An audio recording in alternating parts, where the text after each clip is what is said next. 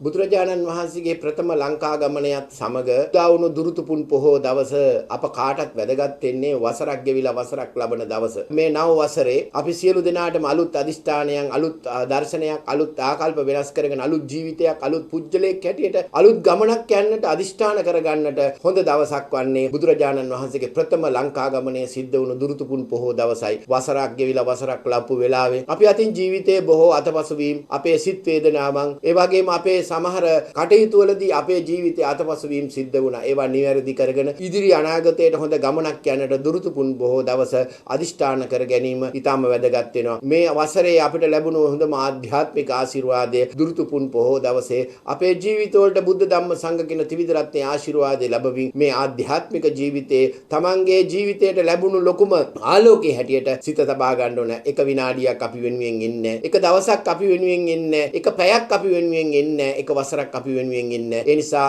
ජීවිතේ හරිම වැදගත් දවසක් වන්නේ දුරුතුපුන් පොහෝ දවසේ අවසරේ ප්‍රථම පෝයේ නිසා ඔබේ ජීවිතයට හොඳ අරමුණු අදිෂ්ඨානයන් අරගෙන යන්නට පුළුවන්. මේ නිසා ගහකොළ ඇලදොල ගංගාවල් තුරුලතාවල් සත්තු සිව්පාව පවා මේ නව වසරට සූදානම් වෙන වෙලාවේ ඔබේ ජීවිතයේ නව ආකල්ප වලින් පුරවාගෙන හොඳ යහපත් ගුණ යහපත් ජීවිතයක්, ආධ්‍යාත්මික ජීවිතයක්, යුතුයකම් වගකීම් ඉටු කරන ජීවිතයක් ගත කරමින් ඔබ යහපත් සත්භාවයෙන් ඇති සත්පුරුෂයෙක් බවට ලෝකේ දුර්ලභ මිනිසෙක් වෙලා ලෝකයට අත්‍යවශ්‍ය මිනිසෙක් වෙන්නට කටයුතු කර ගන්නා ලෙස උතුම් පුන් පොහෝ දවසේ සිහිපත් කරනවා.